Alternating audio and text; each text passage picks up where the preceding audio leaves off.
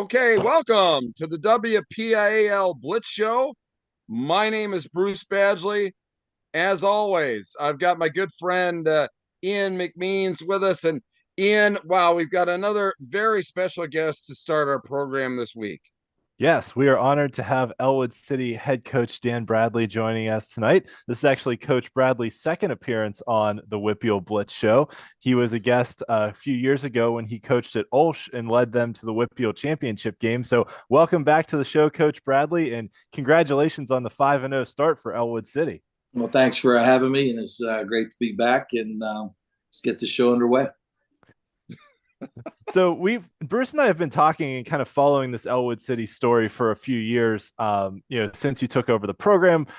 As we've done this through the years, we like to talk about, teams that break streaks, and Elwood City obviously had a very long losing streak when you took over. You broke that streak, and then it's been building up this trajectory of success where, you broke the losing streak, then you made the playoffs and snapped a decade plus playoff drought. And now you're off to your first 5-0 start since 1986. So can you talk a little bit about that journey that the program's been on over the last few years?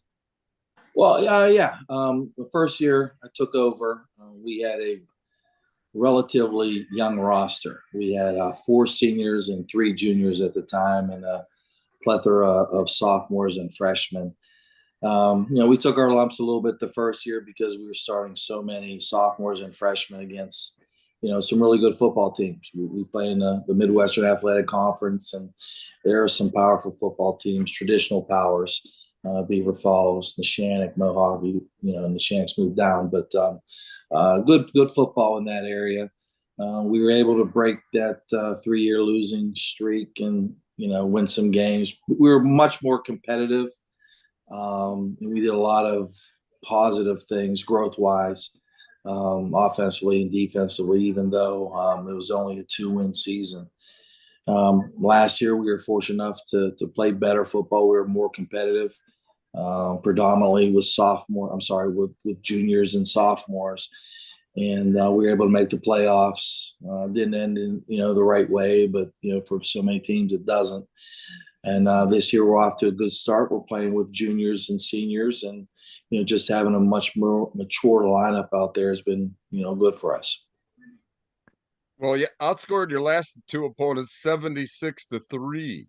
So, obviously you're doing a lot of things right on offense, a lot of things right on defense. Talk a little bit about, how you've kind of developed the philosophy of this team.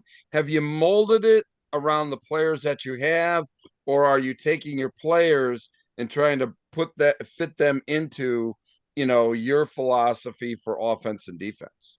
Offensively, we're more of a pro spread team, pro gap team. Basically, what we do fits, our coach's philosophy along with that, but it's more geared to the players' strengths. We're running the ball a lot more than we had in previous years at Olsh or Stowe Rocks, but our line is full of 3-year stars. Our team is full of 3-year starters, albeit seniors or juniors, and they've got a lot of experience. Defensively, it kind of fits who we have. We got a lot of linebacker types that like to run around, so we're a 3-3 team, and our linebackers lead the way. But it all starts up front on both sides of the ball. And that's something we always love to do on this show. So usually I save this question for the end, but I'm going to ask it now. Okay.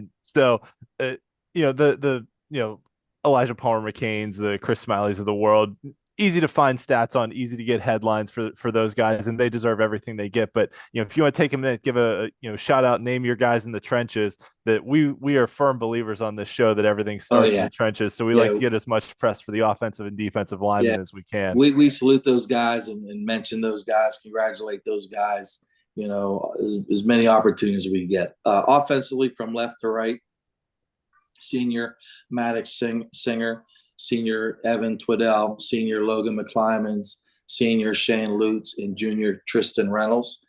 Up front, we'll go with our 3 down linemen, junior Drake Davis, junior PJ Dubois, who's a massive individual but a tremendous athlete, and senior Evan Twiddell, and our linebackers, Caden Dacio, Declan O'Brien, and Luciano Gagrick in the middle there. Wow. And obviously with this uptick in the football program, that's got to have translated, I mean, any kind of a football program kind of sets the tone for a high school, in a year. Talk a little bit about the change in personality of the high school over the last couple of years as the football team has gotten better. Well, coming from, the principal, there's attendance is better, less disturbances, grades are up, and the climate, in the school was upbeat. And, for us at Elwood City, our golf team went undefeated this past season. Our, our girls volleyball team is playing for the section championship tomorrow against the Shannock, off to a great start. Our cross country team lost the section title by 1 point. Coach does a tremendous job with them, and our girls tennis team is in the playoffs as well. So our fall season has been really good for multiple sports teams, and I'm sure everybody's really happy at school. That's awesome. And that overall culture of winning, I remember a couple years ago when Union went on that big run to the WPIAL championship, we talked to someone who's a teacher at Union and does some reporting for the Lawrence County Sports Network. And he said, that the previous year they had gone to the boys basketball championship, and that kind of built some confidence in winning in the school and in, just all the athletes that play multiple sports. And then they go out on the football field and start believing they can win and go on that historic run. So that whole culture of winning, I think, kind of breeds on itself too. You know what? Union's a single-A school. They've been sneaky good, for a long time.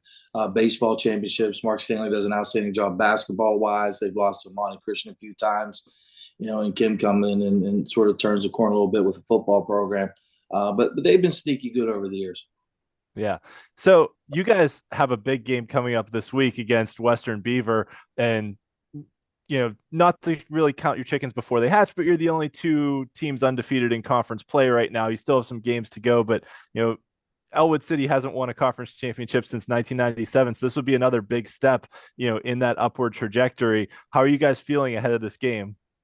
Well, they're a challenge. They're a little bit different from everybody else. They like to go 5 wide, empty, and throw the ball all over the place. They're aggressive on defense.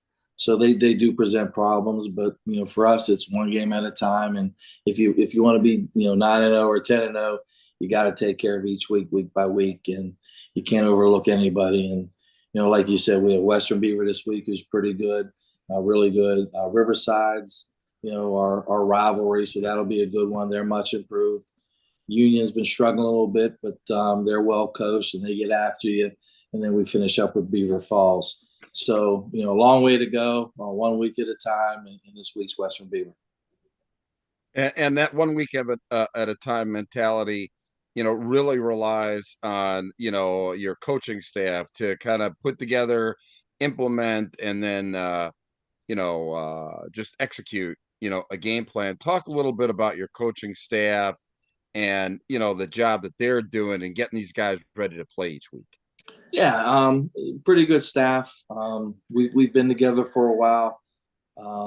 David Coleman, Coach Juice, he played at Pitt, and we started coaching together in 2000 at Stowe Rock. So we've been together a long time. Our defense coordinator, Rich Chambers, was my college roommate who's been with us and moved to Chicago, and he's been back for a while.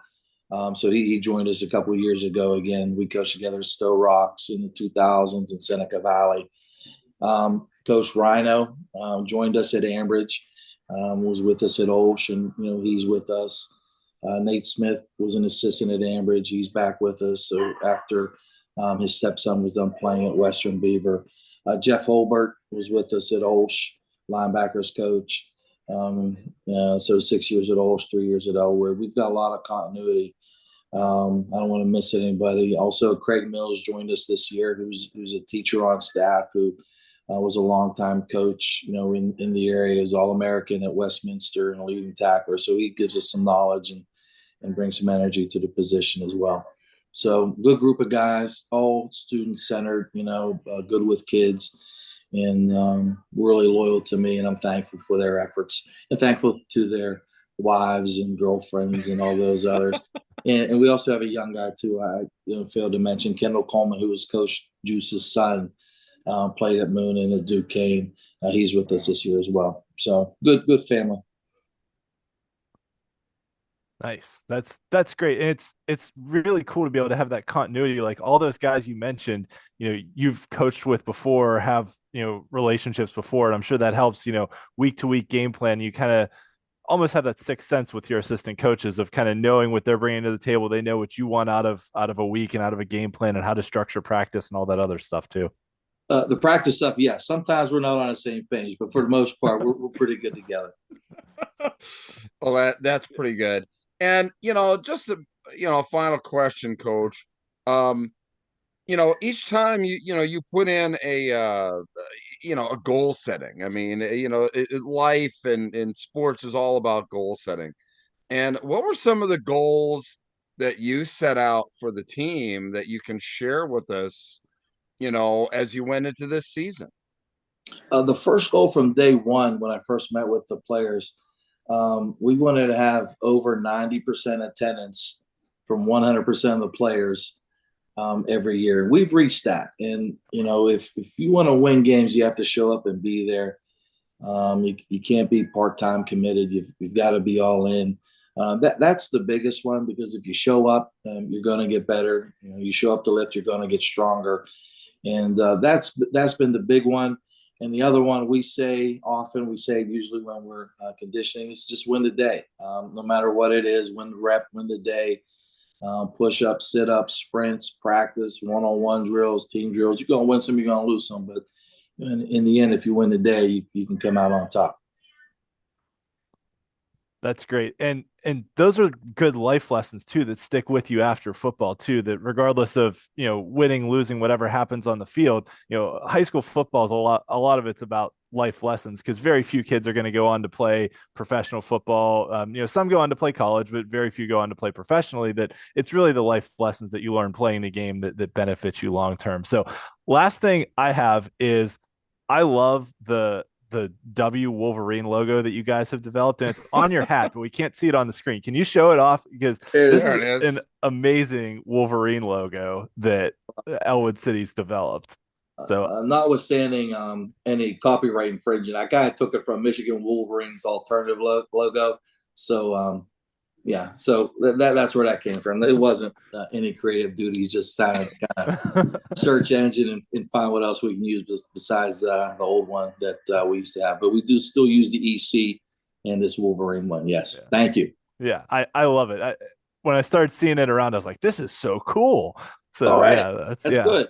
Our AD doesn't like it, but I'm glad somebody else does. I like unique things, and it's definitely unique. You don't see that around a lot. So yeah. Good. I appreciate that. Thanks. Yeah, you're welcome.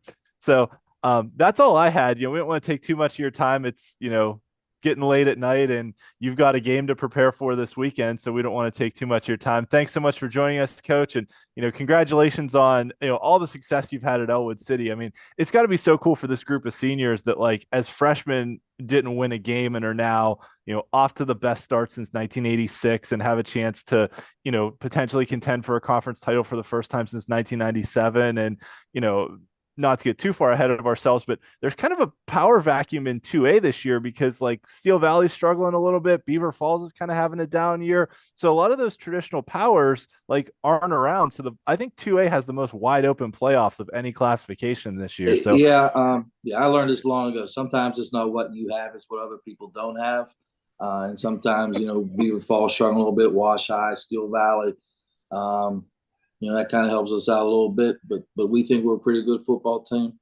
We've got tremendous support from our student body, our cheerleaders, administration, and our community is definitely 100% behind us. So I thank all of them as well. That's awesome. That's great to hear. We love hearing about the community support too. So thanks for joining us, Coach. We appreciate your time. Thank you, Bruce. All right. Yeah, just go ahead and exit out there, Dan, and best of luck. Thank you. Appreciate it. See you guys. Yeah, bye-bye. Bye-bye. Wow. Pretty easy to see why, just spending a few minutes with Dan Bradley, why they're successful. Oh, absolutely. And he's done a great job, not only there, but Coach Bradley kind of has a reputation of being a guy that can turn programs around. Like he we mentioned we interviewed him before Olsh played in the championship game, but when he started at Olsh, they were like, really down on their luck and had a couple, years of struggle. And then he brought them back, took them to a WPIAL title game, actually two WPIAL title games, I think, during his tenure there. And kind of did the same at Stowe Rocks before that, and now at Elwood City we're seeing the turnaround. So he's a great coach. He knows how to coach and how to get the most out of his players. And you heard that in his response about like how he's tailored his offense, how he's built his defense, even with the alignment, right? Going with a 3-3-5 defense. Like, not a lot of schools run a 3-3-5, but that's the personnel he has, and that's what he's going to run. And that's I feel like we talk about this all the time, that the successful coaches are the ones who mold their schemes to the skill sets that they have, and aren't the ones that try and force a square peg in a round hole and say, oh no, this is the system I want to run, I'm going to make my players run it. It's, these are the guys I got, and we're going to run something that fits their skill sets. Yeah, it's very rare that you have those programs that it doesn't matter what players go through, what they're going to run. But as you touched on there, Coach Bradley, yeah, you can understand why he's been successful. And you pointed out, very astutely, that there is this power vacuum in 2A. Why not Elwood City? Why not? I mean, I'm surprised that isn't like their battle call here. Why not Elwood City? And I think that they're poised to really make some noise. They are, and this game against Western Beaver is a big one, because Western Beaver's sophomore quarterback Javen Peel last year set the WPIAL freshman passing record for most passing yards by a freshman. But hey, anything can happen in 60 minutes, and Elwood City's been playing great football this year. I think this is going to be a really good game. We'll probably talk about it later when we talk about our games of the week. But this is a big game, and Coach ran through some of their other games on their schedule that they've got a chance here if they can get past Western Beaver to win that conference title. They have a very good chance at it. So I would totally. I was perusing that this afternoon again. I'm going like, that's what I mean. What the words that just came in my mind is, why not Elwood City? Yeah. And so anyway, all right. Well, you got control, man. Let's get this party started again. We have a lot to go through tonight, as always, but the season's heating up now, right? So thanks to everyone for joining us on the WPIAL Blitz Show. You obviously know where to find us on YouTube if you're watching. Thanks to Coach Dan Bradley of Elwood City for joining us this evening. Really appreciate his time. And like we said, this is a story we've been talking about seemingly almost every week, for the past couple of years, since they broke that losing streak and then made the playoffs last year, breaking a decade-plus playoff drought. So really great to have him on and to be able to highlight their program and all the stuff they're doing. So some big results this past week. Three of them that are absolutely huge. Central Catholic beating North Allegheny is a tremendous victory for Central Catholic. We talked quite a bit about that game last week, and that is probably in all likelihood the prelude to the 6A championship game. And last year, Central won the regular season game and North Allegheny won the rematch in the championship game. So we'll see how it shakes out this year. But Central getting another solid victory over North Allegheny. Central's ground game started to come alive a little bit in that one, and their defense really stepped up to shut down North Allegheny's offense. Upper St. Clair, probably the biggest win of the week, defeating the defending 5A champs Peters Township 21-7. St. Clair's defense was just outstanding in that one. Really didn't give Peters much room to operate at all. And then Avonworth topping Central Valley in a game that it was likely will decide the Western Hills Conference title in 3A. So another big result there. Second straight win for Avonworth over Central Valley after the Lopes beat Central Valley in non-conference play last year. Yeah, not to toot my own horn, but I think I was showing Avonworth some love last week before the game. So you were. it's it's a little surprising how the mighty have started to fall a little bit here in the WPIAL. I think some of it is, we've got a lot more parity amongst the strong programs are a lot closer together than maybe they were in the past.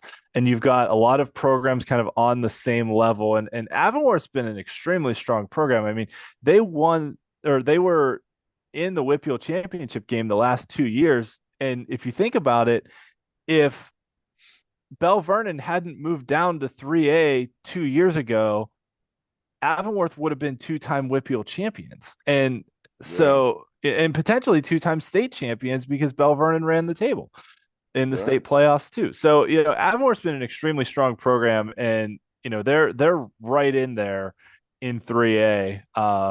They got scheduled for a couple tough non-conference games that they had to play, so they do have a few losses. So we'll see how that shakes out when they get seeded, but they're absolutely a title contender in 3A. Yeah. Our games of the week, Bethel Park and Moon went back and forth all game, and the score doesn't really reflect it, but Bethel Park scored a touchdown with under 10 seconds left to take a 39-36 lead. And then on the last play of the game, Moon threw an interception that Bethel ran back for a touchdown to make it a 9-point victory. But this was a back and forth, Moon would score, Bethel would score. They were trading the lead all game in this one. And so just an absolute slugfest in 5A between two really good teams. And then Deer Lakes came back from like 20 points down to beat Highlands. They scored a touchdown late in the fourth quarter to pull ahead in that one too. So Deer Lakes also undefeated. Their head coach was on our show last year after they won their Yeah. first playoff game in school history. So they've got that WPIAL Blitz bump rolling into this That's season too. right. I know. I think we're going to have coaches lining up to be on the program pretty soon. The Hempfield Cannon Mac game is my upset of the week. Hempfield hadn't won a conference game in a while, and so they moved up to 6A this year. They had struggled last year. This one had probably the craziest ending of any game that I've seen. So I'm gonna try and describe it for you because I could not find a video highlight to actually play on the show, but I read about it. So Cannon Mac was winning. I think it was 27-20. Hempfield had the ball in the final seconds of the game, threw a pass into the end zone that got intercepted by a Cannon Mac defender. So it was a clean interception. The guy didn't go down with it. A Hempfield player stripped the ball out of the defender's hands in the end zone and fell on it for a touchdown to tie the game to send it to overtime. And then That's in crazy. overtime, Hempfield scored a touchdown and then got a fourth down sack to beat Cannon McMillan. So just a wild finish there. But congratulations to Hempfield for never giving up, even when the clock says 0 and the opponent's picked off a pass in the end zone. If Yeah. the guy doesn't go down, it's still a live ball. And just, crazy ending. Some other noteworthy results from this past week: Thomas Jefferson taking it to Bell Vernon, Aliquippa beating an undefeated Newcastle team, kind of reminding everyone that the Quips are still the Quips, even though they lost to Penn Hills 2 weeks ago. And then Clairton still has not given up a point on defense. Their only points allowed were on a fumble recovery that was returned for a touchdown. So Clairton absolutely throttling Jeanette on Saturday, 43-0. Yeah, I tell you what, Clairton and the run that they're on, I mean, as you pointed out there, that's, record-setting pace for those guys. Yeah. Just to not allow a point on defense in 6 games is unheard of in this In day any and age. 6-game stretch. Let's just say any 6-game stretch. It doesn't have to be consecutive. I mean, if you have 6 games and your defense doesn't allow a point in a season, you're thinking that's fantastic. And here they've done it up through the first 6 games. So it's only going to get better from here. Yeah. And they've got a couple games coming up against some of the lower teams in their conference, so that streak may very well continue. Yeah, this could be record setting. Yeah. So our WPIAL Blitz player of the week. We had some guys put up 5 and 6 touchdowns this week, but this one goes to Julian Dahlem from Upper St. Clair. He had all 3 touchdowns that Upper St. Clair had against Peters Township. And sometimes it's not how many touchdowns you have, it's who you score them against. And Peters Township, being the defending 5A champs, on a run of like 19 straight wins against WPIAL opponents or something crazy like that, is for Upper St. Clair, who missed the playoffs on a tiebreaker last year, to go out and just take it to them like this, and for Julian Dahlem to have the game he had, was absolutely deserving of being player of the week. And this kid's a great story too. Just to take a second to tell this kid's story, that his older brother, Ethan Dahlem, was a highly touted dual threat quarterback for Upper St. Clair a few years ago. He was a really, really good player. And Julian came in and was kind of expected to take the reins at quarterback, and started at quarterback, was decent, but then St. Clair had this other kid who was a freshman that had just a big arm, and they wanted to get him in the game, so they moved Julian into like a slot back wide receiver kind of role. He did a little of both last year. That he was kind of playing some quarterback, playing some slot back. This year, they've pretty much stuck him mostly at kind of that slot back, running back position, and he's just thriving. And for a kid to face adversity like that, of lost his position to someone younger than him, had to figure out a different position, still getting the ball, being able to contribute, and being a leader on the team, I think speaks volumes about him. So, really cool story aside from just what he was able to do this week. So we do have some highlights of Julian's games. This is from Brandon Rossai, who does lots of coverage of WPIAL stuff on Twitter and other places. So he posted these highlights. So this is the interception return that he had. Oh my. Well, yeah, heavily pressured, but still. Yep, right place, right time. And then this on a direct snap shows some nice elusiveness in space to be able to get through. And then finally, this one was the sealer from 71 yards away. Beautiful burst down the sideline. Fancy footwork. Wow, good stuff. Yep. So 71 yards to just, in the middle of the fourth quarter, to just put the dagger in the heart of Peters Township. All around great performance. Now, and I love those home uniforms, the black, just like, man, they all black pops. Is awesome. It is. And staying true to my word that I said a few weeks ago on this show, I said, if you score 6 touchdowns in a game, I will show your highlights. So this week, that was Amos Glenn from Freeport against Valley, put up 6 touchdowns. So while Julian Dahlem was our player of the week, I will also show Amos Glenn's highlights because he scored 6 touchdowns. So I just can't get over how week after week after week there's somebody scoring 6 touchdowns in a football game, just in the WPIAL there. I don't think in the eastern half of the state we've had that we've had anybody score 6 touchdowns more than once this season. So, but it's every single week out there in the WPIAL. It is. Maybe I should have thought twice before I said, a few weeks ago, that if you score 6 touchdowns, I'll show your highlights. But honestly, if you score 6 touchdowns in a game, you deserve to have your highlights shown on our show. So I am 100% willing to stick with that and say, if you score 6 touchdowns, I will continue to show your highlights on our show. So congratulations to Amos Glenn from Freeport for his 6 touchdown performance against Valley. That's fantastic. Yes. All right. So back to our other regularly scheduled. back to our other players of the week and our top performers. In addition to Julian Dahlem from Upper St. Clair, who was our player of the week, Tanner Pfeiffer from Bethel Park in that shootout against Moon had a 4 touchdown performance. Drew Wolhorsky from South Fayette, we had their head coach on a few weeks ago. Yeah. He talked about Drew being able to do everything. Well, Drew did a little bit of everything in this one. He had 2 passing touchdowns, 2 rushing touchdowns, and a receiving touchdown. So how about that one? Wow. Yes. And then Amos Glenn from Freeport with the 6 touchdowns, and guess who's back? Matt Seg. Matt Seg, back playing quarterback. He had that broken bone in his thumb that turned him into a running back for a few weeks earlier in the year, but now he's back playing quarterback and back putting up 5 touchdowns a week. And watch out for Fort Cherry because they're just as good as they always were. Yeah.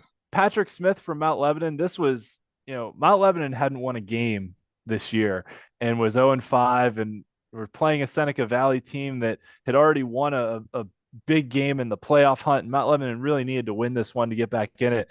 And they beat him like 32-8. It wasn't even close. Patrick Smith put up 4 touchdowns on the ground, showed off some dual threat abilities, and then capped off his weekend with getting an offer from Penn. He's only a junior, now already has an Ivy League offer. So pretty good weekend for Patrick Smith from Mount Lebanon. Score, 300 plus yards of total offense and 4 touchdowns on Friday night, and then get a Penn offer on Sunday. So pretty good. And then that's a weekend I'll never forget. Yeah. And then finally, I just have to talk about what the McKeesport running backs did, because Keemon Spell, 3 carries, 189 yards, 3 touchdowns. Anthony Cromartie, 2 carries, 100 yards, 2 touchdowns. So between the two of them, they had 5 carries and 5 touchdowns, which is just insane. Crazy. Yeah. And that's just, wow. Yeah. Yeah. I mean, that's almost like Tyler Boyd numbers. Like I remember when Tyler Boyd was playing for Clairton, like a typical Tyler Boyd game was like 12 carries, 250 yards, and 6 touchdowns. And it was like, well, that's just how good Tyler Boyd is. Like every other time he touches the ball, he scores. And these guys, 5 carries, almost 300 yards, and 5 touchdowns. That's almost unheard of for a team to score 5 touchdowns on just 5 carries like that. I've never seen that before. It's wild, isn't it? Like I had to talk about it. I'm like, this is so much crazy stuff happened this week. It is crazy. Yeah. All right. So our streak watch last week with Aliquippa losing, their overall 16-game winning streak was snapped. So the only teams with winning streaks now are the ones that are undefeated this year. So a whole litany of teams that are now 6-0. Led by Upper St. Clair, Bethel Park, South Fayette, all in the same conference in 6A. Thomas Jefferson, Deer Lake, Amani Christian, Fort Cherry, Clairton, Leechburg, and Jefferson Morgan. And there's a number of other teams that are, so these teams are now 6-0. There's a number of other teams that are 5-0, like Elwood City, that either didn't play a week 0 game or had a game canceled earlier this year because of that weather that came through in a couple weeks. So there's a number of other teams that are 5-0 as well, but these teams are now 6-0. And then on the losing streak side, congratulations to Charleroi for ending a 14-game losing streak with their win over Stowe Rock. So congrats to the Cougars there. And the only defending champion from last year, defending WPIAL champion that has not lost yet this year is Fort Cherry. So with North Allegheny and Peters Township both losing this week, Fort Cherry has 20 straight wins over WPIAL opponents. Obviously lost in the state championship game last year, so not an overall winning streak, but a winning streak against WPIAL opponents that is noteworthy. Yeah. And then, I should have highlighted Mount Lebanon here too. Mount Lebanon did. Yeah, I had it correct on there. I just didn't highlight them. Mount Lebanon did end that 7-game losing streak as well. With the W. Yep. Good for Mount Lebo. Yep. And then on the conference streak side, Aliquippa extended their winning streak in conference games. Bell Vernon's 19-game conference winning streak came to an end with their loss against Thomas Jefferson. And on the losing streak side, those streaks all continued. None of them were close, as you can see. Yeah, ouch. Yes. Yeah, especially Fox Chapel going down 71-0 to Pine Richland. Oh my, brutal. Yeah, you feel for those teams. Yeah, and like Pine Richland put in their like third stringers, and they were still scoring in the second half, and it's like, yeah, it's tough. Yeah, but and I'll say this too. I've always said, like, you put your backups in, but you're still going to run offense, right? You're not. I mean, you're not going to throw the ball, but you're still going to run the ball. And if they don't tackle you, they don't tackle you. But you're not going to just take a knee because that's embarrassing to the other team. Like, you're still going to go out and run the ball and run plays. So those guys that are in the game at that time are playing for minutes. Okay, I mean, they're playing for something. They're playing to move up the ladder on their own team. You cannot fault teams for effort. Mm-hmm. Yeah. And sometimes, when those kids are freshmen and sophomores, like getting the opportunity to get into a varsity game and play gets you minutes, gets you experience, gets you opportunities. Gets you And highlight film that you can give to college coaches. I mean, that's yeah, what they want. yep, absolutely.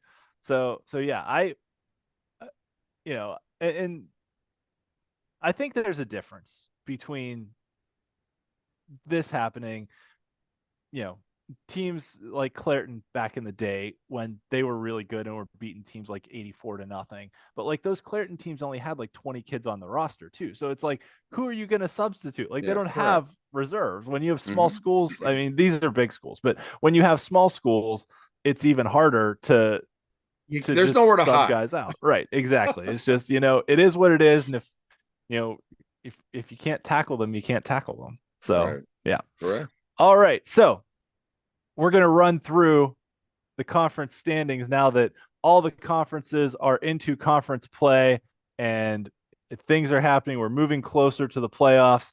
So across the 6 classifications, in 6A, the top 4 teams make it. In 4A, the top 2 teams from each conference are guaranteed a playoff spot, and then there's 2 wild cards.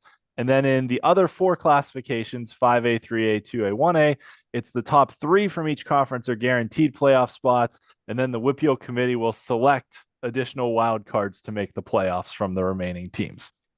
So, how are standings set up?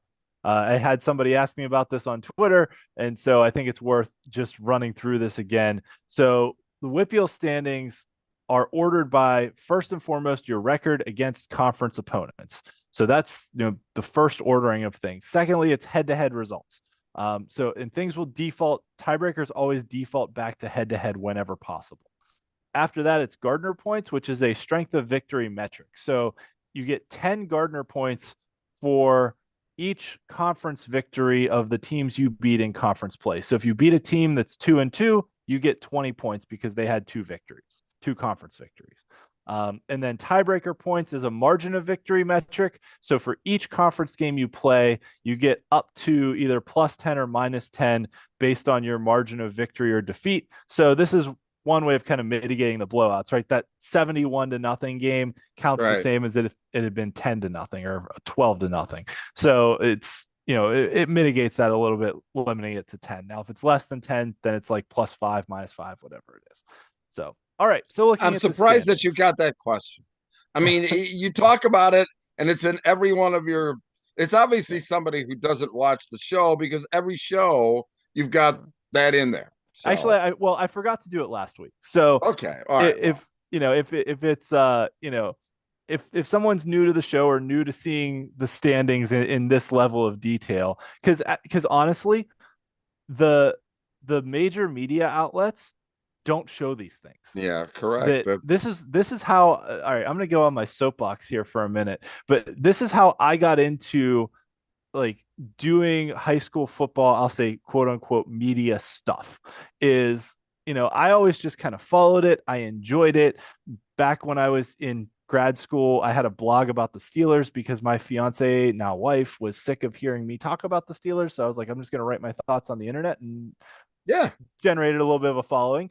But I was always frustrated that the Post Gazette, the Trib, their standings pages didn't take the proper tiebreakers into account. So I couldn't really follow like who had clinched a playoff spot, who hadn't, all that stuff, or like who needed to win to get in, and what the scenarios were. So I was like, well, I'll just make my own standings page and actually show these things. I'll show what the tiebreakers are. I'll show who your head-to-head victories are over. So I started doing that back in like 2012, 2013, and just made my own standings page, and then kind of took off from there. Started writing some articles. You asked me to do this podcast, and now here we are. So exactly. And my now you're a celebrity. I don't know about that. That's a little. I like to say I'm just a guy with a spreadsheet. Okay. You're far much more than that, but you're okay. right. But so my standings page on steelcityblitz.com is the only one that actually shows all these tiebreakers all in one place, including who you've beaten and all that other stuff. So, and shout out to Chris at END2008 on Twitter, not only for making all the helmet logos, but making these standings, these standings graphics for us on this show. Because, last year and previous years on the show, I was just taking like screenshots of my webpage, but now, which is still out there, steelcityblitz.com. But now we've got these great graphics with helmets and everything else. So it really is great. Yeah. So just as an example here with the Gardner points, we'll take we'll take the Canamac Seneca Valley right in the middle here, because that's probably the best example. So Canamac is 1-1 in their conference record, but they have 10 Gardner points because they beat Mount Lebanon, who has 1 conference win. So they have 10 Gardner points. So that means they're ahead of Seneca Valley, who has no Gardner points because their conference wins over Norwin, who has no conference victories. Yep.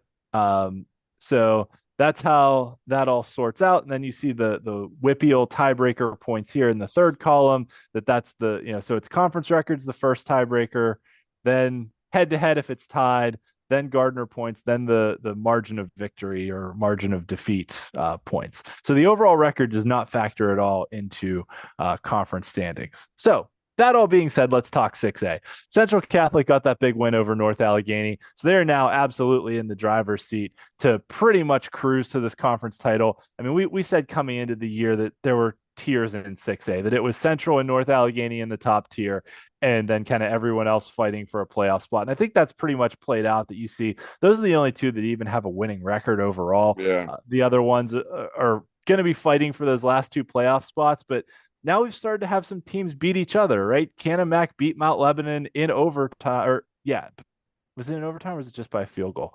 They won by 3 points. Canamac beat Mount Lebanon by 3 points. Seneca Valley beat Norwin. Mount Lebanon beat Seneca Valley this week. Hempfield went out and beat Canamac in overtime. So now that these teams have started to beat each other, these 5 teams is going to make a really interesting race for the playoffs here. So any head-to-head game between them is going to matter a lot. So like the Canamac Seneca Valley game, the Norwin Hempfield game, those games are going to start to matter a lot. Really for Norwin, this is a big game because they were a team that, when we had John from PA Today Sports on the show for our preseason show, he said, Norwin might be the 3rd best team talent-wise. They've had some injuries this year and other things, but if Norwin wants to get in this playoff race, they've got to pick up a couple of victories here, and they got to start with a win over Hempfield, who's kind of a rival. So this is a big game for Norwin this week. But Canamac Seneca Valley, another big one right in the middle of the pack too, because every game between these teams is going to matter. 6A, I thought, going into the season that we're going to have to manufacture a race, and that's what you're doing. You're saying, well, if Norwin gets in there, Norwin has no shot at winning the Quad County Conference.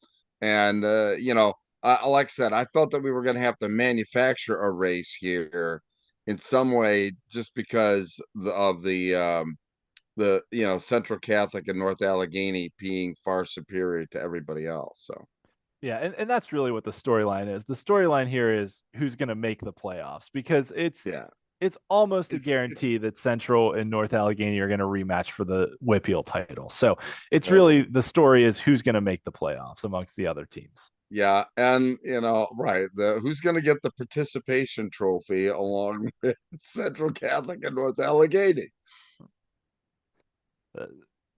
Making the playoffs for some is, we talk about those stepping stones, but yeah, I know, right? Correct. It is. I mean, right. You have to start somewhere, and that is exactly right. I mean, and that's what I was trying to get to when I was talking to Coach Bradley. I mean, what was their goal coming into the season? Okay, was it just trying to make the playoffs or whatever like that? He didn't really give a definitive answer, other than it was more on the participation side, and he felt then that everything else should take care of itself. But that's what I was trying to drive at, because if he told these guys that we were going to be 2A WPIAL champions, that would have been a pretty bold, I think, a pretty bold a statement. Yeah. Yes. I agree. Yeah. All right. But he didn't go there. No, no. And maybe, that he's got a big game coming up this week. So didn't Sure. want to, That's didn't okay. want to give too much fodder to other teams. And I understand that. So, all right. So let's talk 5A, because this is a conference here, the Allegheny Six in 5A. We said the top three are guaranteed playoff spots, and there's 3 wild cards to go around. But this conference could legitimately get 5 teams in the playoffs. I mean, Moon battled Bethel Park tooth and nail.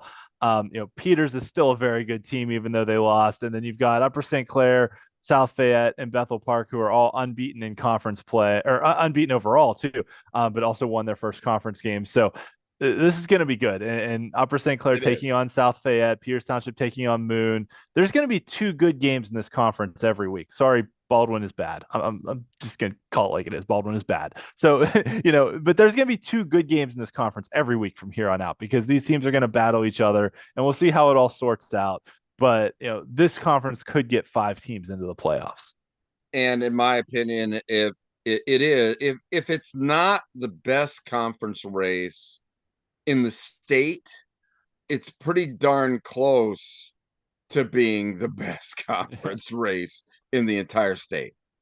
Yeah, I mean, just the quality of these teams, the way they've been beating other teams. Yeah, it's going to be really fun to watch. So, congratulations to Upper St. Clair, Bethel Park, South Fayette getting off on the winning foot in the first game. But this is like battling through the SEC. I mean, it's a war every week. Yeah, absolutely right. All right, in the Big East, Woodland Hills got a win over Latrobe this past week. It was a 10-point win, but one of their defensive linemen got a pick 6 late in the game, and we got a big man touchdown to stretch it out to a 10-point victory for Woodland Hills, setting up a showdown in a few weeks between Woodland Hills and Franklin Regional. They're pretty clearly the top 2 teams in this conference. Gateway's kind of turned things around a little bit the last couple of weeks, getting a few victories. Big one against Penn Trafford this week in the middle of the pack. But this one's starting to sort itself out a little bit with, the top 3 teams. But, Latrobe's a really good squad and battled really well through a tough non-conference schedule. And, they're going to make some noise in the conference. They're going to make some noise here too. Yeah, I think Latrobe's going to make some noise. Don't sleep on Penn Trafford. Gateway's always good. We talked about the Allegheny Six might be the best race for a conference title.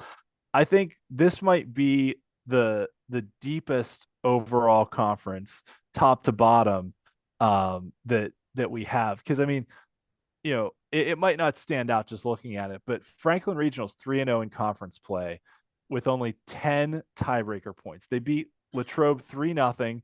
They beat Gateway by 2, and they beat Kiski by 5. So, considering, Franklin Regional's 3-0, but all their victories are by 5 points or less. So this week to week is probably the closest packed conference together in terms of skill set. I think the top end of the Allegheny Six are all better than the teams in this conference, but I think if you talk about the separation between first and last, this one has the narrowest separation of teams. All right, I buy that. And then in the Northeast Conference, where Pine Richland and Penn Hills play this week with conference title implications, but also don't sleep on North Hills, who's been very, very strong this year. They battled against Pine Richland earlier this year too. So Penn Hills coming off that big win over Aliquippa 2 weeks ago, and now a shutout win over Shaler this past week. Now he gets to take on Pine Richland, who they've had some success against in the past few years too. So Penn Hills taking on Pine Richland for the conference title. Definitely one of the best games of the week in 5A, or I should say for the top spot in the conference, because North Hills could still stick their nose in there.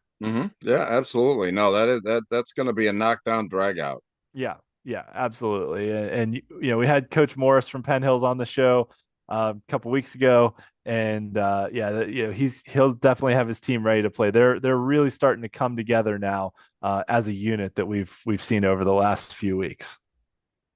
On to 4A, where Thomas Jefferson got that big win over Bell Vernon. And now let's not forget, in 4A, only the top 2 teams are guaranteed playoff spots. So all three of these conferences have just 6 teams in them, so they all just kicked off conference play. But now, really, for Bell Vernon, being the 2-time defending state champs in 3A, moving up to 4A, had a really tough non-conference schedule, but their backs are against the wall now. They have pretty much zero margin for error at this point. They really can't afford another loss after losing to Thomas Jefferson. And watch out for Trinity, because Trinity had to play some tough non-conference games. Just got a huge shutout win over Ringgold. They beat TJ last year, if you remember. So we had their head coach on the show after they beat TJ last year. So Trinity could stick their nose in there. Char Valley's been kind of an up and down team. They either blow somebody out or get blown out. But Bell Vernon really needs to flip the switch now, because their backs are kind of against the wall with that one in the loss column already. There's more than one team that's got to flip the switch as we go down the stretch in conference play, but obviously they're the ones that I think most people are paying attention to. Yeah, and I'm not ready to push the panic button yet, because I think they're a good team, but I'm just saying they've pretty much lost their margin for error. Not pushing the panic button, but they've pretty much lost their margin for error now. Yeah. So, but Coach Humbert, friend of the show, always has his teams ready to play. So I have no doubt they'll be very competitive here. In the Greater Allegheny Conference, McKeesport had that massive victory over Hampton, where their top 2 running backs had 5 carries and scored 5 touchdowns. But Knock and Mars also getting wins last week, and now setting up a game at the top of the conference between Mars and Knock this week. I think McKeesport and Mars are the best 2 teams in this conference. West Mifflin has some talent, but Mars beat them pretty handily. So I think there's a bit of a gap there. But, West Mifflin, Knock, potentially trying to keep themselves in the conversation for the wild card. So every game matters, and especially how you play against the top teams is going to matter a lot. I think the thing holding this conference back is how tough the non-conference schedule was for pretty much all the teams, and how poorly they performed in those games. And I mean, some of them had exceptionally hard non-conference. I think Mars had to play like Aliquippa and Pine Richland, and it's just like come on, there's no break. Somebody's got to play them. I mean, right? Yeah, exactly. But everybody in this conference is back against the wall, because everybody, this is going to be somewhat of a mosh pit here. Everybody's going to end up about 500. So with everybody getting, having a difficult time in the non-conference, what criteria is the WPIAL going to use to try and get one of these teams an at-large berth? They may only end up getting 2 teams in, but how are they, and so then it's going to come down to tiebreakers, maybe. Yeah, and it's really going to be that human element now with the wild card of how do the WPIAL committee folks view losing to a difficult team in non-conference play versus beating a team a classification or 2 below you in non-conference play, because that may be what they have to balance. I see a mosh pit of most of these teams of being, right at 500 or maybe 1 game above, and I think that the committee's going to have a really difficult time taking a look at the body of work of any of these conference teams that aren't in the top 2 to say, yeah, that's an at-large team. Yeah, it's gonna be interesting as we go through. So we'll definitely be keeping an eye on this as we move on. But I think those overall records are definitely definitely a black eye on the Greater Allegheny Conference. Yeah, right. In the Parkway Conference, where arguably, possibly 2 of the top, I'd say 2 of the top 3 teams in 4A reside, maybe 2 of the top 2 in Aliquippa and Montour. Aliquippa flexing their muscles against Newcastle this past week, giving the Red Hurricanes their first loss of the season, reminding everyone that, the Quips are still the Quips. And Newcastle now gets Montour this week. So, out of the frying pan and into the fire for them. Montour got a huge victory over Blackhawk. But, these teams all perform pretty well in non-conference play. So we'll see how things start to shake out. as we move on deeper into the season. But Aliquippa and Montour, I think, are clearly the best ones. But I will say, the last few years, West Allegheny has played a number of extremely close games against Aliquippa. I don't know what it is about that matchup, but West Allegheny has played them really tight for like 3 straight years. So, maybe Aliquippa finally comes out and just hands it to West Allegheny, but there's some talented kids on that West Allegheny team too. And they've given Aliquippa some fits. They haven't beat them. Quips have still won, but they've played some close games. So I think I don't want to call this a trap game for Aliquippa, but it's definitely a game they can't overlook. And these are all teams that with that winning non-conference record, regardless of the bloodletting that's gonna go on in the conference games here in the Parkway.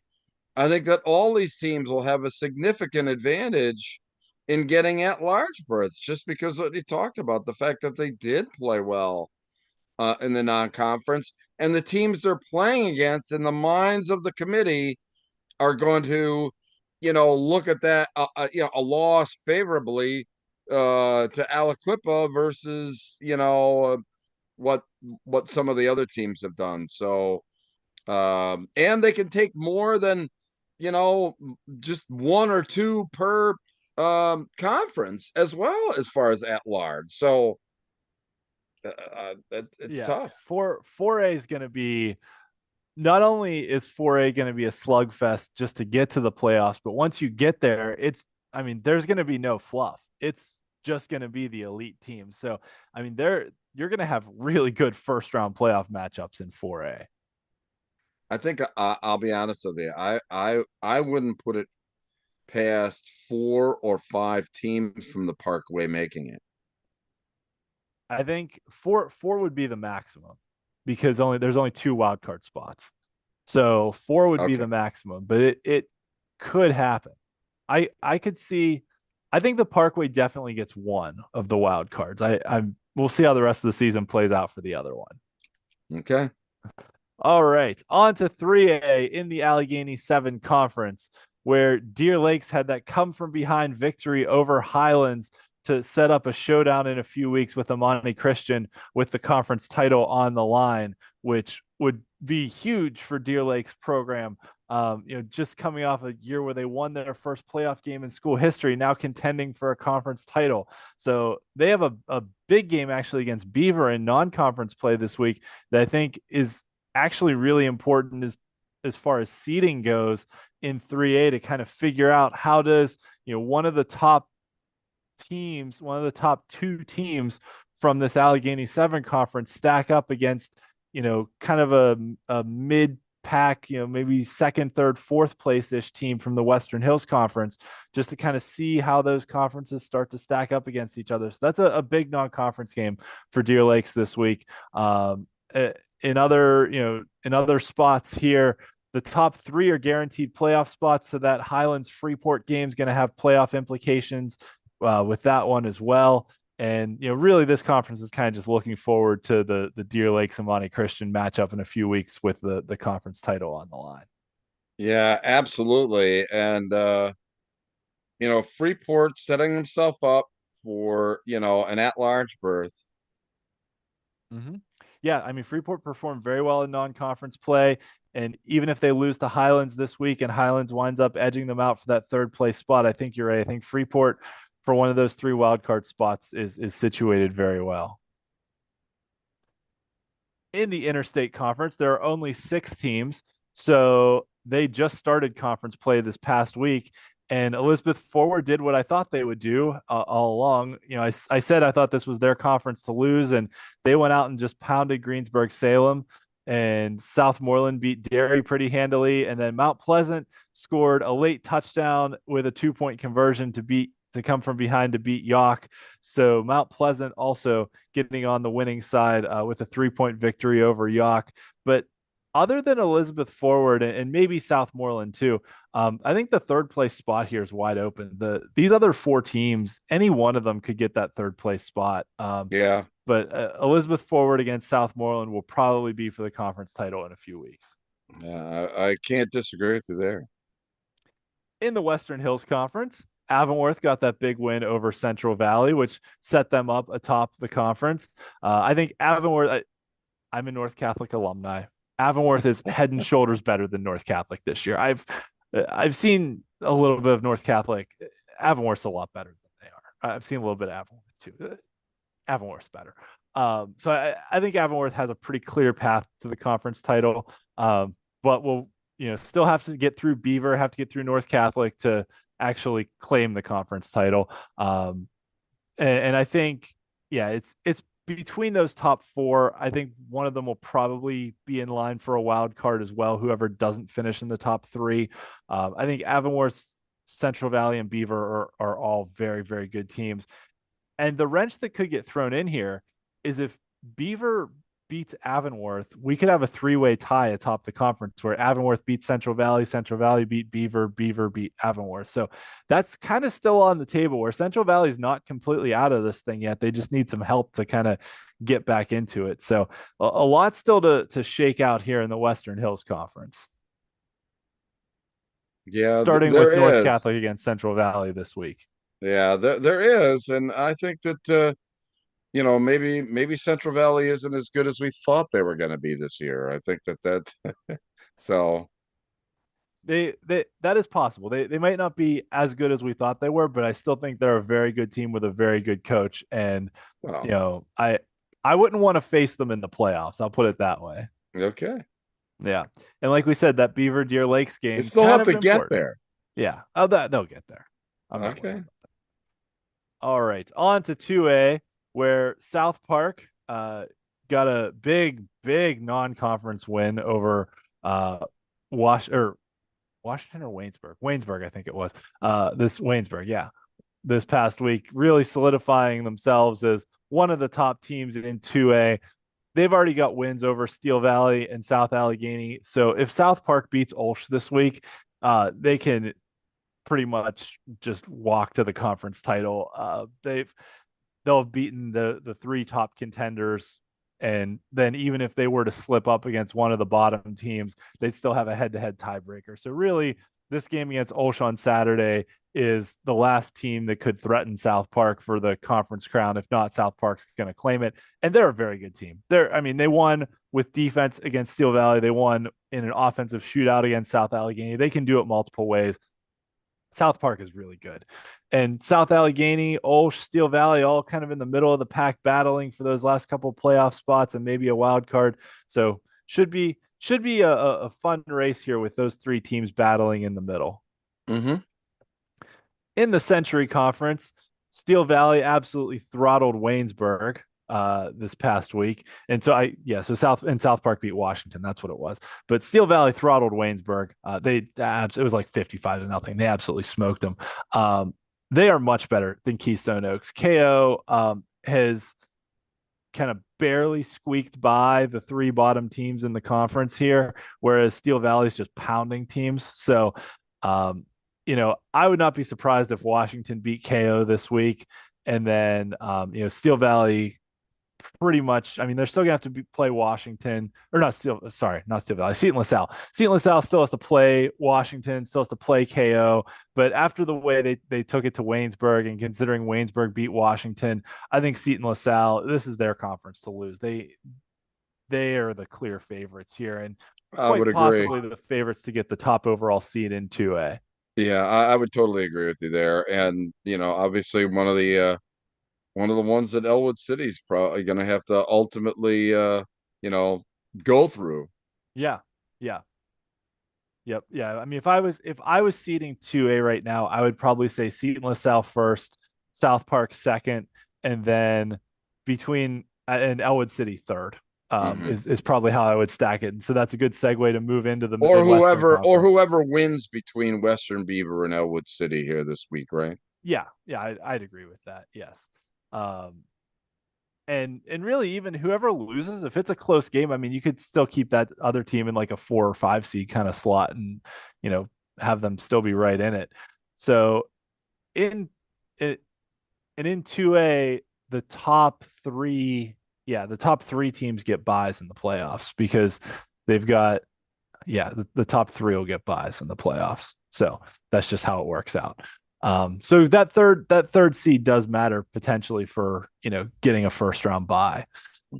So as we said, we do have Elwood City against Western Beaver for it won't guarantee them the conference title, but I'll say it has conference title They're implications. sure in the driver's seat, whoever wins. Yeah, absolutely. And like Coach Bradley mentioned, Riverside, who's Elwood City's rivals, is definitely playing a lot better than they had been in past years. They're kind of hanging around in the middle of the pack. Mohawks, a very strong team in the middle there. I think at the end of the day, this is probably going to be Elwood City, Western Beaver, and Mohawk are going to be the top three here. It's just kind of a question of who comes in first. And Elwood City's already got a win over Mohawk. So if they can beat Western Beaver, it's going to be their conference to lose. But Western Beaver is really good, and with Javen Peel at quarterback, and they can throw the ball all over the yard. Like Coach Bradley said, 5 wide isn't something you see a lot in high school, especially at the 2A level. So that's going to be Yeah. something unique to prepare for. Yeah, definitely. All right, on to 1A, where in the Big Seven, Neshannock, Southside, and Laurel. Laurel might be one of the surprise teams right now. Laurel started 0-4 and then just turned the ship around and won 2 in a row in conference play to kind of put themselves right back potentially in the mix for the playoffs, especially with that head-to-head win over Rochester. But hey, top 3 teams are guaranteed to make it. So yeah, but I think Neshannock and Southside are clearly the best 2 teams here. The interesting thing though is that Southside got beat pretty handily by Monessen in non-conference play. So when you're starting to look at like the Big Seven versus the Black Hills and how those teams stack up, I think that non-conference game is going to mean a little bit. And speaking of the Black Hills Conference, Fort Cherry with Matt Seg back at quarterback is atop the league and has a big showdown against a very good defense in Cornell this week. Cornell and Canavan played an absolute slugfest a few weeks ago. I think the final there was like 29-22 or something like that. It was a 7-point game that was a late Canavan touchdown, won it for him. But Monessen in the middle of the pack, also a very good team, and that just beat Southside Beavers. So there's 4 really good teams here in the Black Hills Conference. In the Eastern Conference, Clairton and Leechburg will play in a few weeks, and this is setting up to be a heck of a game with Leechburg's offense with their dual threat quarterback Jaden Floyd, who's been doing a lot more running than throwing lately, but had another 4 touchdown game this past week against Springdale. Clairton hasn't allowed a point on defense all year, and guess what? They get Springdale this week, who's only scored 6 points in 5 games. So I'm going to go out on a limb and say Clairton's shutout streak is going to continue. That is not going out too far away from the trunk of the tree, quite honestly, pal. If Jeanette couldn't score a point against Clairton and Greensburg Central Catholic couldn't score a point against Clairton, there's no way Springdale scores against Clairton. I'm sorry. It's just they're not. And it's right now, quite honestly, let's call a spade a spade. I mean, they're playing for postseason seedings. I mean, and that could be a little bit tough, I think, for a couple of these teams now to really stay sharp as they go down through the end of the regular season. Yep. Yeah, absolutely. And some of these other teams in the middle of the pack potentially playing for wild card consideration, Greensburg Central Catholic, Brentwood, Jeanette, Riverview, all kind of trying to stake a claim and make some noise here to, get the attention of the WPIAL committee as we get closer and closer to the playoffs. And as time goes, we'll start talking more about these wild cards. Yeah. But, early on, Clairton, Leechburg, Greensburg Central Catholic, I think are the 3 best teams. I think Jeanette's probably the 4th best team. Although Jeanette could be better than GCC. But I think this conference does get 4 in. I think those 4 definitely get in, but can, Brentwood or Riverview do enough to get the attention of potentially stealing another wild card? Yeah.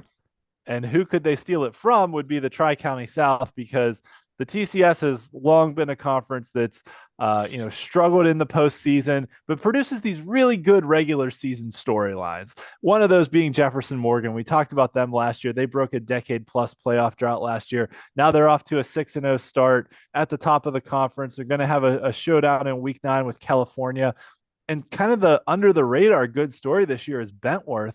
They haven't been to the playoffs since 2014. They're off to a 4-2 start and just beat Carmichael's to now be in third place in the conference and potentially battle West Green maybe for a playoff spot. So Bentworth's another like feel good story here, out of the Tri-County South. But I honestly think that the TCS is only going to get their guaranteed 3 teams in, and one of the other conferences will probably get 5 teams in. Yeah, I would agree with you. I mean, reputation is everything. Yeah. Yeah, especially when you bring the human element into it to have the committee kind of making decisions. Sure. All right. So our games of the week, that Cannon Mac Seneca Valley game having postseason implications. Upper St. Clair South Fayette, battle of unbeatens in 5A, along with that Penn Hills Pine Richland game at the top of the conference. I did not update the records on this slide. Whoops. But I guess I made 34 slides for tonight's show. So, that was a lot. I'm allowed to forget. That's the first whoops in like 34 in 26 slides. So not bad. Yeah. Newcastle Montour in 4A. North Catholic Central Valley, and then that Beaver Deer Lakes non-conference game in 3A. The Elwood City Western Beaver game is clearly the game of the week in 2A. And then in 1A, that Cornell Fort Cherry game is the one I've got my eye on there as well. So, friends of the show, our friends at KDKA Radio are broadcasting the Peters Township and Moon game, and our friends at WMBS out of Uniontown are doing the Laurel Highlands Ringgold game. Laurel Highlands lost to Chartiers Valley pretty handily, but now get a Ringgold team that has the longest conference losing streak in the WPIAL. So it's going to be a rough one. Yeah. But that Peters Township Moon game, I mean, Peters coming off a loss to Upper St. Clair, Moon coming off that close loss to Bethel Park. That's going to be a heck of a battle. So KDKA Radio is the place to be on Friday night. Dan Zangrelli and his whole crew do a great job broadcasting the games, and their post-game show with Carlos Zovko, the WPIAL insider, and Paul Alexander. They always do a nice job recapping the scores and all that. So KDK Radio is the place to be on Friday nights to listen to another really good game here between Peters and Moon. All right, our power rankings. So these are our, just how we feel about teams rankings. And so this is our new format this year where we tried to split them up by 2s. So the 6A, 5A were actually very similar. I guess so. Yeah. We had 4 out of the 5 same. The only difference, you had Peters in yours still after they lost to St. Clair, and I kept North Allegheny in after they lost to Central. Yeah, right. Correct. Yep. So. And right, and we both added Bethel Park this week. Yeah. But I mean, Bethel's been extremely impressive. Yeah, they have. I mean, it's pretty hard to keep them out when you're undefeated. I mean, Yep. And then 4A, 3A, I think we stayed the same. I think we stayed the same in both of the lower 2 sets of rankings. But if you disagree with us, if we forgot someone that you think we should have included, I mean, that's why we're having the live chat here. Come on, live chatters. I mean, what do you think of our power rankings? I mean, we're not that good that that's the gospel there. That's for sure. But the cream has definitely risen to the top, I think, by this time in the season. Ian, what do you think? Yeah, absolutely. I mean, you can definitely tell kind of who the best teams are. And that said, I think I said this last week too, but I feel like the biggest gap between classifications is between 4A and 3A. And to try and rank those teams together, I was like, well, the top 4A teams are pretty clearly better.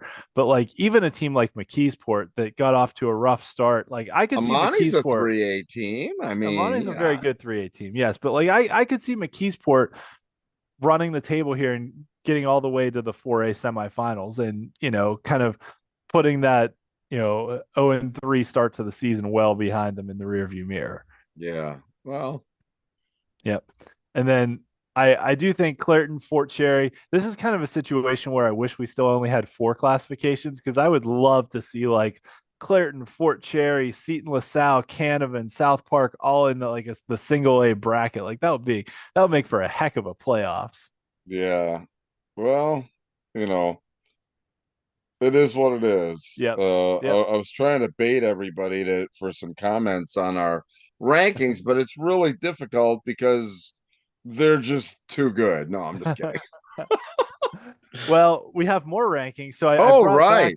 our statistical rankings. I skipped these last week because we were kind of at this weird spot in the season where, some teams had played like four games, some teams had played five or games or so, and um, it was getting hard to make the data work. But now that we have a little bit more of a sample size, I was able to work the formula back in. So the plus minus is from where teams were 2 weeks ago. So some things have changed. Some teams are now in that weren't in a few weeks ago. But I will say the generally speaking, you'll probably see this up and down. The formula I have really likes District 11 teams this year, and there's some strong 6A teams there. And the WPIAL in 6A not scoring so hot. North Allegheny hanging on to that last spot in the top 10. Central Catholic not appearing, even though they beat North Allegheny head to head. But this is all Yeah. based on kind of the mathematical formula I put together. But as with any mathematical formula, the more inputs you give it, the better it will be. So I think these will start to work themselves out too as the season goes on. Well, I think some of the Philadelphia Catholic League teams, like St. Joe Prep there, I mean, they haven't played 6 games, and that. So I think that they'll start to emerge. That's why people have to, take a look at, fresh set of downs because we'll have a fresh set of, what we think are the actual, rankings there, even, beyond, what Penn Live does in the state rankings. Yeah. Yeah.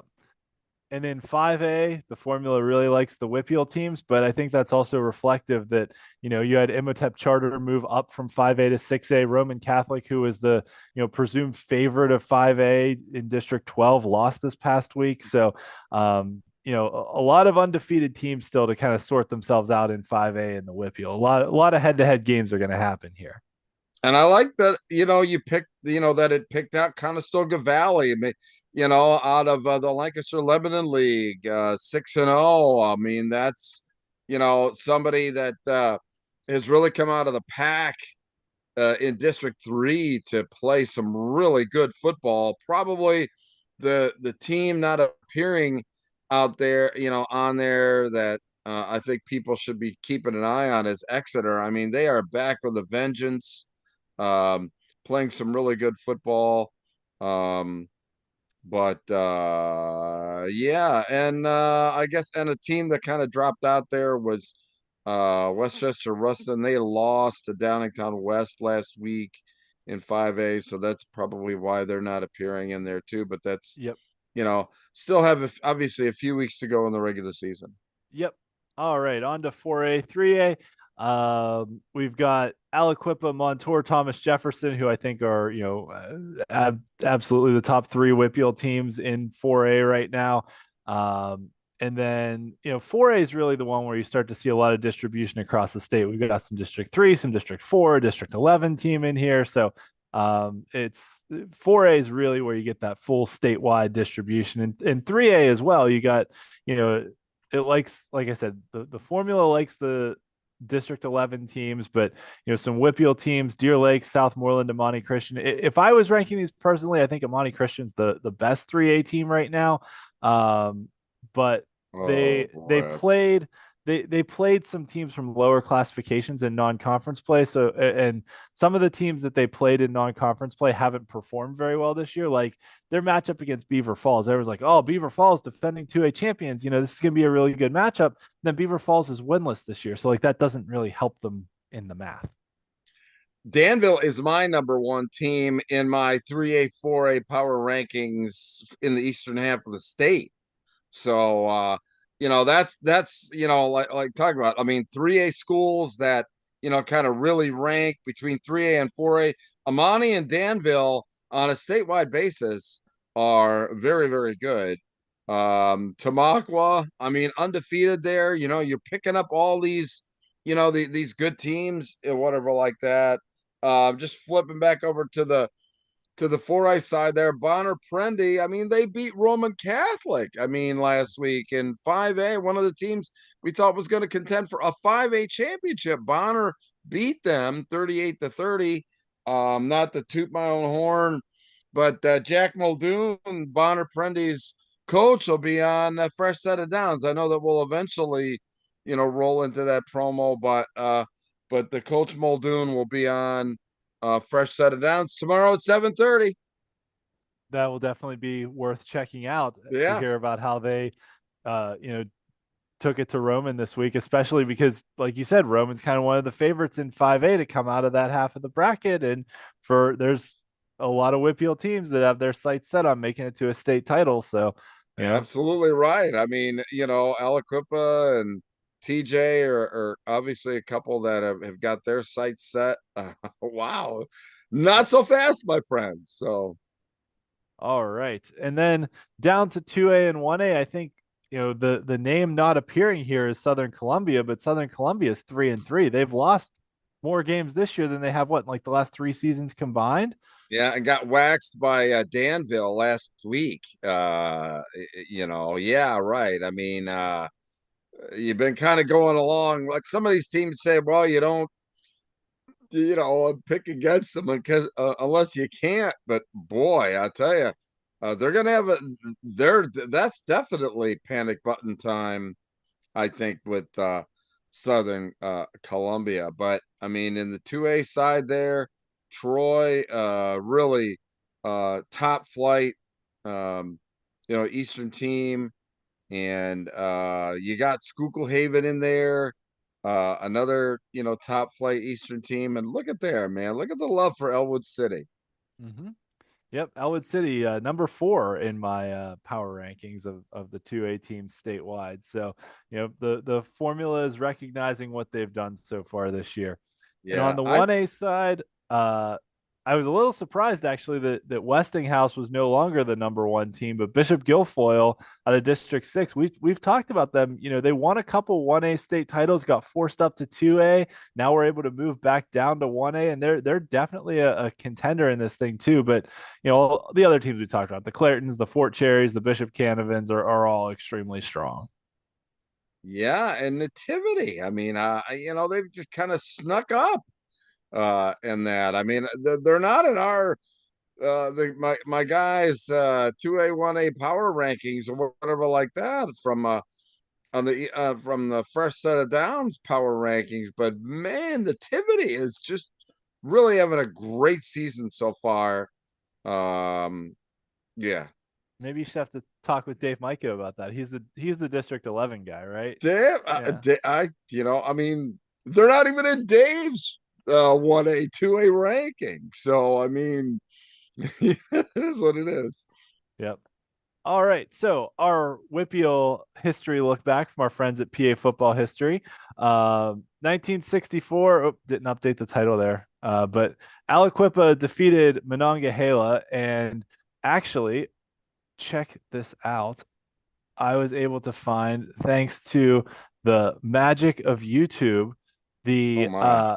Aliquippa uh, school district has a bunch of old football games on their YouTube channel, including highlights of this 1964 WPIAL championship game in black and white from Pitt Stadium. So Oh my how God. how cool is this that I was, thanks to our friends at PA Football History for, sending this along to me, being like, because usually he'll send over, some newspaper clippings and things like that. And it was like, hey, they've got the actual game on there. That is Uh, crazy. yeah, and it's not the full game, so it's like a 25-minute kind of, highlight. Synopsis, yeah. Yes, but there's no sound, but it's you can kind of see the old look and feel of high school football from 60 years ago, back when they played at the championship games at Pitt Stadium. Those guys look like they're college players now, man. Holy cow. Well, I think, and part of it, the pads were so big back then that, yeah, we'll skip ahead here a little bit to some highlights of the game. This was oops. Oh no, we got an ad. Okay. That was a good game. It was a 7-0 game was the final score, but you can go online to the Aliquippa YouTube page and check that out because they've got a ton of old games on there. So it's really cool that you can go and check that out too. So at any rate, we've talked for a long time tonight. If you want to hear us talk more, Bruce has mentioned his Fresh Set of Downs show a few times that is on tomorrow night. I also have a Steelers podcast that I'm a part of, the Steel City Blitz podcast, which is on Thursday nights at 10 o'clock on YouTube or anytime on any platform. So you can check that out as well. And like Bruce mentioned, that you guys have the Bonner Prendy coach, right? Yeah, we got Jack Muldoon on as our coach guest. We also have my buddy Joe Sandalaquito from Philadelphia, who'll be helping us preview the big matchup between St. Joe Prep and LaSalle College, which is this week. So yeah, a lot going on Fresh Set of Downs this week. 7:30 live tomorrow night, and then obviously always on demand. All right. So thanks everyone for tuning in to our show tonight.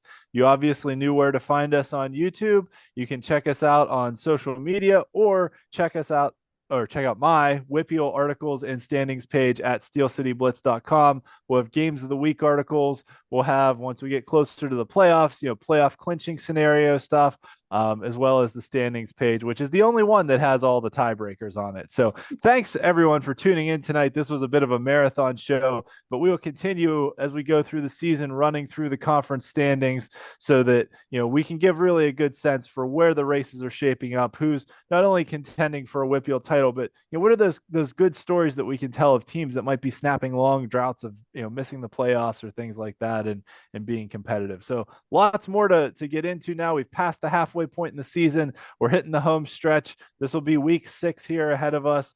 And then, 4 games to go. Yeah. Hard to imagine that there's only 4 games to go in the regular season, but there's so much to be decided. And I still believe that, the kind of the unknown factor that we haven't dealt with in a little bit is this human element involved in all of the wild cards and all of the the supposition on what they might be thinking, and that I think that just brings a whole new element into why each particular week you want to show the conference standings. Yeah, absolutely. And once things start to sort themselves out a little bit, we'll have a sense of which teams are kind of getting into the playoff races and things like that, and potentially in those wild card battles too. So we'll be able to break those down for you as well. So thanks everyone for tuning in to this week's WPIAL Blitz show. Follow us on social media, and feel free to send us questions that you might have throughout the week, and we'll be happy to talk about them on the show. Yeah, absolutely. And I tell you what, a great show. It didn't seem like it was an hour and a half, but it turned out to be an hour and a half. But I'm very verbose. thanks to Dan Bradley. I'll tell you what, one of the best coaches interviews that we've had and everything else. And we always want to thank you fans, our loyal fans who follow the show, participate in our live chat. Our good buddy Bruce Emsweller joining us here late, and that guys, we really appreciate it. So for my buddy Ian McMeans, I'm Bruce Badgley. Hey, listen, we'll see you next Monday night at 9:30 for the next edition of the WPIAL Blitz Show. See you then.